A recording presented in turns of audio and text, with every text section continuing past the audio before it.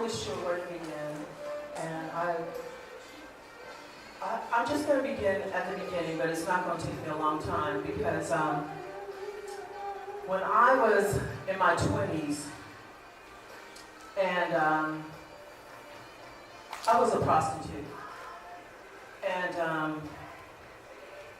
I had a pimp, so I was a prostitute. I didn't just go out to get food or whatever. I had a pimp, and he was my baby daddy. But he was also jealous, which is ironic, right? So how do you be a pimp and be jealous? But the weirdest things used to happen to me. And I would just listen to the Holy Spirit inside of me, and he would tell me, like, be quiet, just leave. And I remember one time I got raped, and the guy that raped me, he had a machete in his hand, and that was his weapon that he used. And I just kept talking to him, like, don't you have a daughter? And he would just say, shut up. And I just kept talking to him, but when he put me out of the car, he put me out with nothing on. But what happened was, like 2 weeks later, there was a girl that was sliced up. She was cut up. And I didn't think about it then, but later I remembered how the Lord rescued me. And so the reason why I wanted to give that testimony is because we have to remember how the Lord rescued us. And in our remembering, then we can be encouraged, because just how he rescued you then, he has something greater for you now. And he's going to continue to rescue you. He's going to continue to bring us higher and higher.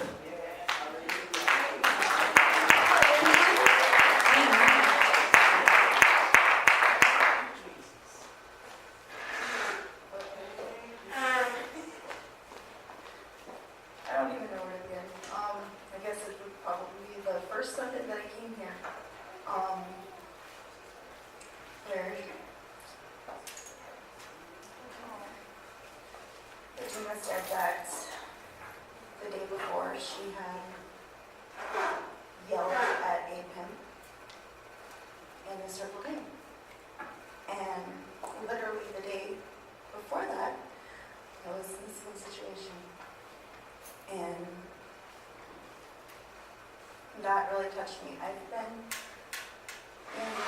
I was kidnapped and forwarded to child prostitution. And that led to alcohol, drugs, I feel like I was born into darkness. My mother never really sent me to church. I know absolutely nothing about religion. But just that first Sunday coming here, they accepted me with open arms.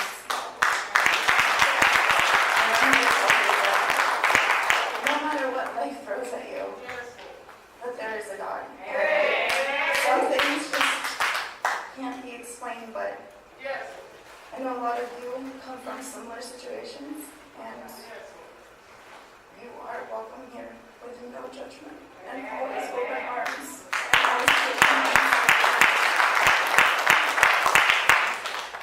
Yeah. And my son's going to start attending church here. So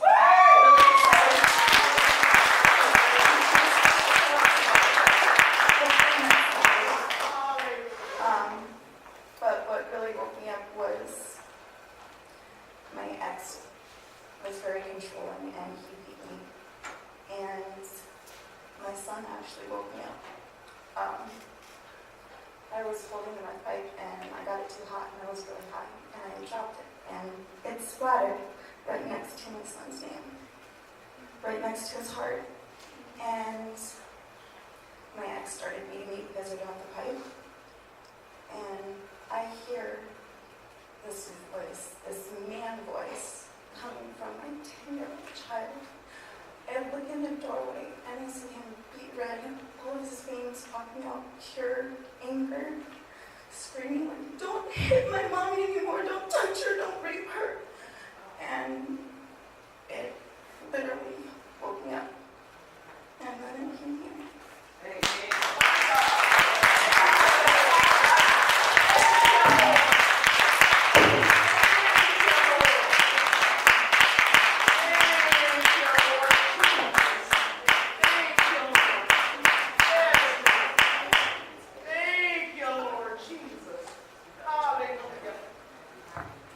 Church is about. This is what the church is about. The church ain't about us just, It's about really being a hospital where people can come and get true deliverance. And when it can't be, I prayed. Can I be honest before we started ministry? I prayed for a street ministry. And I said, God, I want those that everybody else rejected. I want the pimps, I want the prostitutes, I want the drug addicts, I want them all, God. This is your house, and you can heal. I said, I don't care about me and pastor. I don't want no. I hate to say this, saints, God, and I'm honest, God, in my words, I said this. I said, I don't want no saved folks. I did. I don't want no church hoppers. I don't want that. I want some brand new, fresh people that have been rejected, that have been on the street, that have been cast out, that don't know they way, God. Because see, those are already saved. I don't want no Sadducees and Pharisees. I want the sinners, God, because that's who you sat with. That's who you ate with. That's who you brought up. Come on, and made them disciples, and made them pastors, and made them evangelists, and you used those that nobody else wanted. And he places anointing upon them. And so, yes, we do it, but you're going to be a leader in this church. I call it like I see it. So you just keep on coming. And God's going to start revealing his word more and more to you. As you keep showing yourself faithful, he's going to keep showing himself faithful to you. Because that's who he is. He's faithful. Amen? Amen. Amen.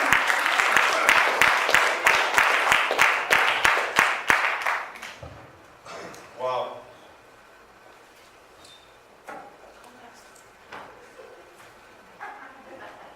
Wow. Well, I just had my 22nd birthday, July 4th. It's 22 years over.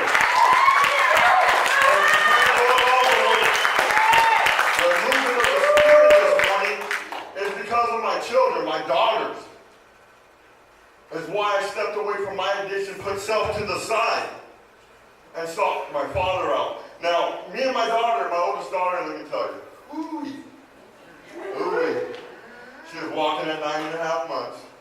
Baby mama stood home, me and my little girl, we were out on the town. Took her everywhere. She walked with that. We rode with that. Me and her, that's our relationship. And fathers, that's the kind of relationship you need to develop with your daughters. So when they go through things later in life, they know who to call on. So even though me and her mom, I don't need to be with her mother to be a father. I was already a father. Our relationship was established with all my children. So when her and her mom had a falling out, and she left her mom, she's on the streets, who she called? She called Danny. I'm in Cali, she's here. Guess who's here now, though? And guess who's here now, though? But she called Daddy. And, she tells me on Father's Day, 4 years ago, Father's Day, Dad, I'm pregnant. Dad, I'm pregnant. And that's the same time she left her mom. I already knew God already was preparing my heart, because it's my daughter, another man touching your daughter. There's something special there. Gentlemen, that you have that relationship. You don't want to share that love between you and your daughter, but you have to release them. And you can only hope that you can prepare them for that moment. And what kind of love they look for? She calls me. That was the greatest gift I can get on Father's Day. She already knew it. She's pregnant. But she said, Dad, he's an addict. I said, what kind of addict? He's a heroin addict, Dad. I go, uh-oh. And I explained to her the addiction of heroin. Since I've already been sober 15 years and recovery programs, I explained the addiction of heroism. But I explained to her also the power of love. much love for that woman, she can actually change him. So I go, don't discard him yet, baby. Don't discard him yet. But you have to protect yourself. And you have to do whatever you have to do for you and my grandson. So she left the man. Long story short, because I didn't really want to get into that part of it, but he changed. He married my daughter. He's got a great job. She don't have to work. She just has to take care of my grandkids. She's serving him. She's always serving the Lord. But, you know, when me and her mom separated, I got saved, she got saved. That's God saying, you two don't need to be together. Because you're better apart. So we understood that and I accepted that. But I haven't talked to my daughter in a year. You know, but it was okay because then I got into ministry. I had no distractions. I had to focus on the men and the recovery. I had to focus on myself. But exactly a year later, I called Pastor. And I explained to him that. My intentions were, because I usually call Pastor when I'm distressed or going through something. You know, who do I go to? I go to Pastor. So I go, this time I'm going to call him with good news. I'm doing good, everything's going good, everything's flowing. Boom, he hits me with that. God reveals that. But my relationship with my daughter, he goes, you need to get a hold of her. You need to mend that bridge. You know? And the problem was, on my messenger, her little face kept popping up. You know, I was like, why is she popping up? So when I reached out to her, she goes, Dad, I opened up I unblocked you, because we blocked each other. She just like, and it's been like 2 months that her little face has been popping up. She goes, I unblocked you in hopes that you would reach out to me. You know, and God taught me this sometimes, and I heard it sometimes even when you're not to blame, because this time I was innocent. You know what I mean? You have to be the bigger person. You know, especially for your children, you have to reach out. Really touched me what you said about your dog. Don't worry, stay faithful because God is faithful to us. And that's what he showed me. As soon as I hung up with Pastor, I went, saying, oh, good Lord. I called back. Guess what? She's been waiting. She's been waiting. And that's God already preparing us and having things in order for us. So I just want to encourage you men, you have daughters, you have loved ones, pray. Put her in God's hands. And as you hear right now, we need to protect our daughters from the evils of this world. We need to protect them. We need to cherish them. As a father, I feel convicted for those testimonies. And that's it for me.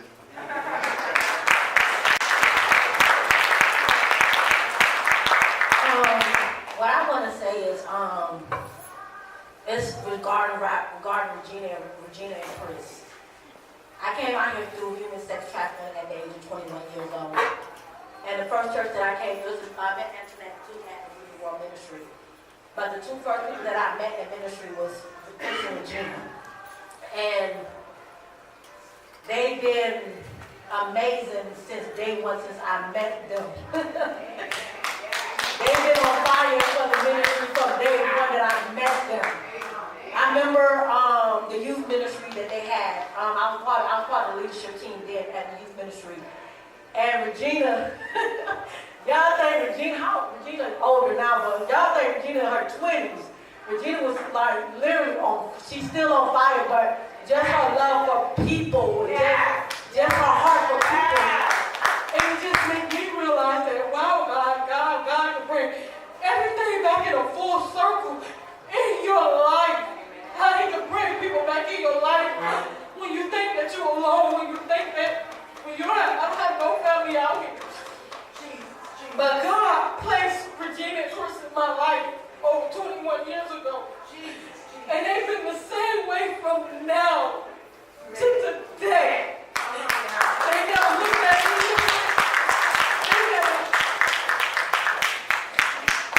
They never judged me. They love me through my process, and they still love me right now through my process. And I'm just saying that just to honor them right now to say that God has awesome passion. They are full of love. So people are in my life, and we part of our journey continue to pick up the mantle. When he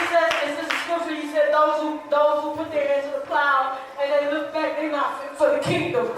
But them two, they put their hands to the plow, and they never looked back, and they continue to press forward. And the ministry that they wanted then when I was 22, the ministry that Regina wanted then when I was 22 years old, her ministry was what she was talking about then to now.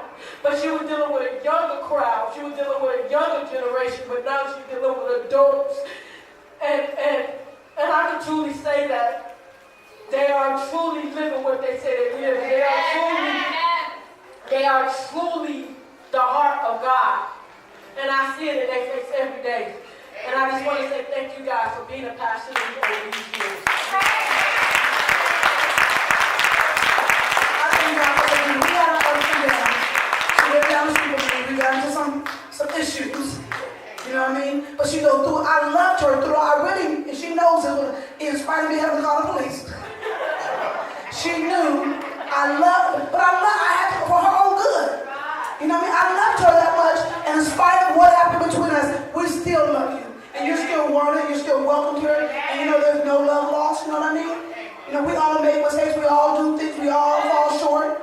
You know what I mean? But God will forgive you, God, and I love you, Sabrina. And I thank God for you. And the fact that you're still here and you're still pressing forward says a lot. So we're here as your church family to love on you, amen? You know that you're called to the ministry, so we got to keep you engaged. We can't allow you to be solo. Amen? And you keep coming, you keep that hunger for God. You know what I mean? God's going to meet you right where you're at, amen? Amen. Good morning, church family. So I never shared this in public, I guess I would say. But I mean, I'm pretty young. I'm 21.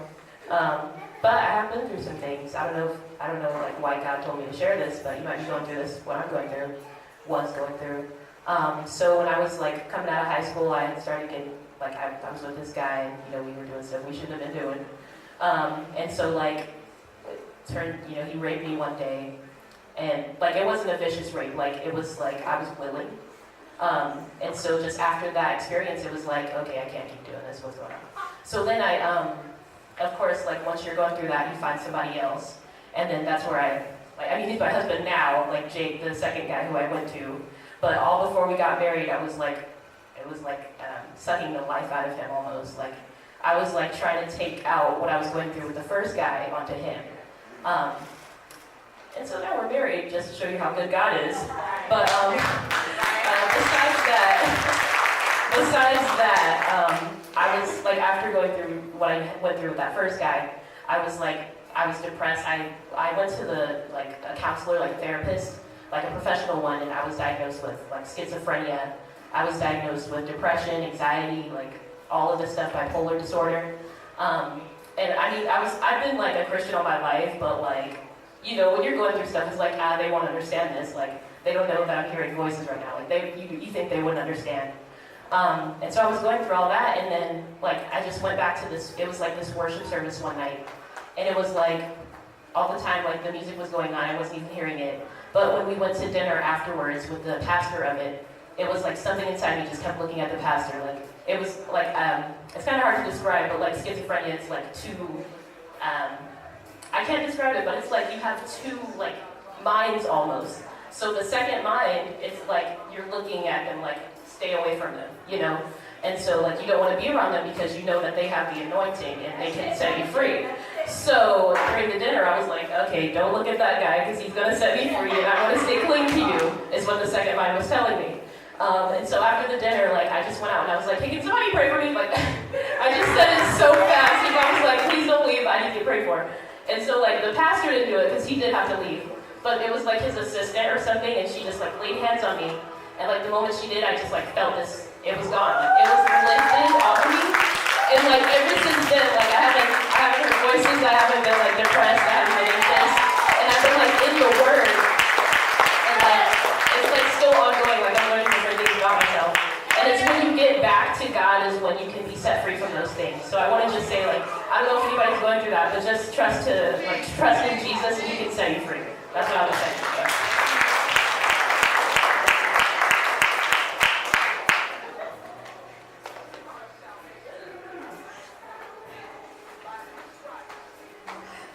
So mine is about how God gives and He takes away. So, crazy. My first granddaughter was born, and then a month later, my oldest son went to prison for 7 years and 4 months. That was her dad. And then my youngest son was 26 and committed suicide from being schizophrenic. And then my brother and his wife were on drugs, and their baby was born addicted to drugs. And so I had to foster their kid because nobody else was taking him.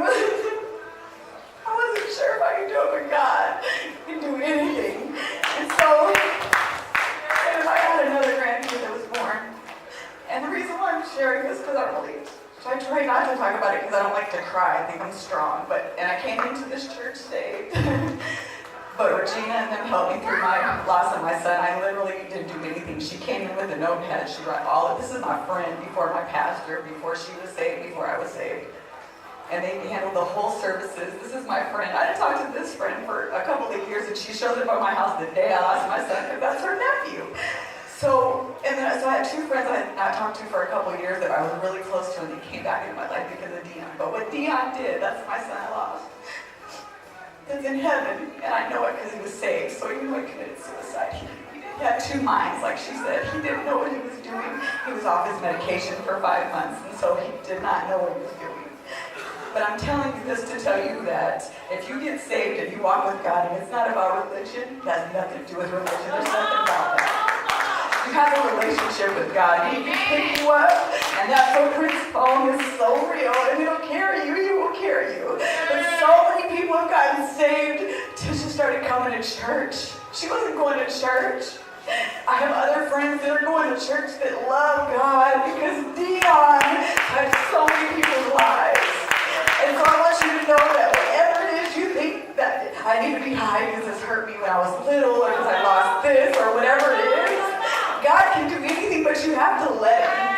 If you don't let Him, He can't do nothing for you. You gotta let Him. So I just wanted to tell you how good God is, and no matter how broken my heart is about my boys not being with me, I'm thankful. And I thank Him every day. And when Larissa gets up here and she praises and worships, and I'll be the loudest hollering person in here. Because if you go to a basketball game and you holler, you better holler at Jesus.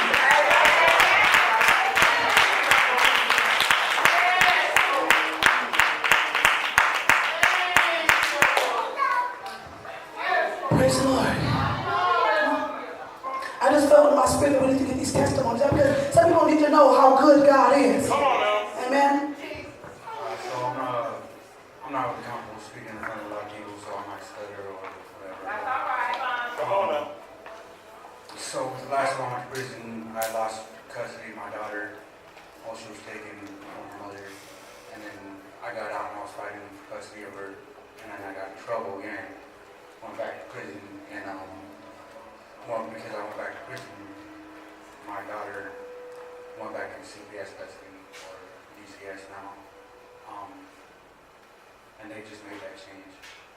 So they kind of forced me to sign my rights over. They made me sign my rights over under court, went back under arrest, whatever. And like my daughter said, she didn't want nothing to do with me, because she felt like I didn't want nothing to do with her because I could go back to prison. So I just kind of I threw in the reins, I was just like, all right, well, I've got nothing else to get out to, so I was just going to go in and make prison my life and all this crazy. I just went real bad. And somebody pulled me to the side and talked to me about it. And well, since I got out this time, like an old friend from the past, like when I was 13, she reached out to me online, and she happens to do legal work and offered to help me get back to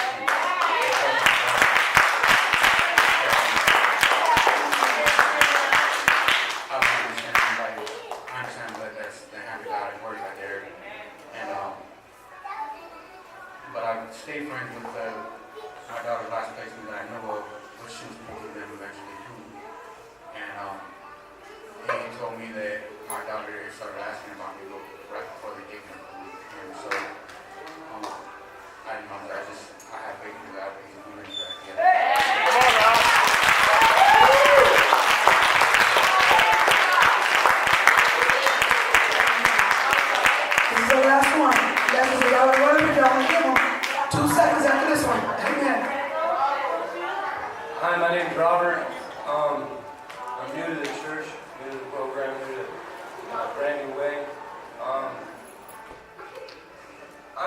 illegitimate son of a prostitute.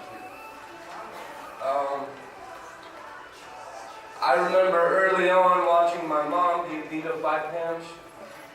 I remember growing up angry. I remember hating everything that had to do with the sex industry.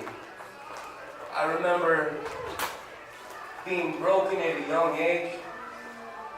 And then I remember the last words my mom said was, "You don't have a daddy. I'm going to go to California because your brother has a daddy." I was cast off because I didn't have a dad.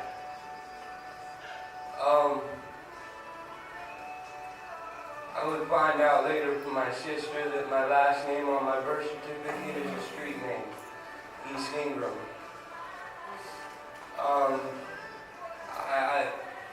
My mom abused all of us in ways that destroyed us spiritually. My brother's doing 21 years in prison. My sister committed suicide. She OD'd. And I grew up angry. I grew up violent. If I saw something I didn't like, I handled it with my fist, I handled it with a stick, I handled it with a baseball bat, I handled it with a gun. And that way brought me into a lot of trouble. It scared the women that I was with, it scared me inside when I would do things. And I've known God all my life. My adopted family raised me in the church. That was a blessing, but the one thing I could do that I felt secure in was run away from God. I didn't want to be where God was. I didn't want to look at what I had to look at and where I was.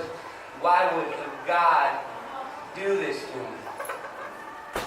And then I remember a moment of clarity. You know, God gives people who've had lots of problems, He gives them blessings. I'm here so I can tell people my story.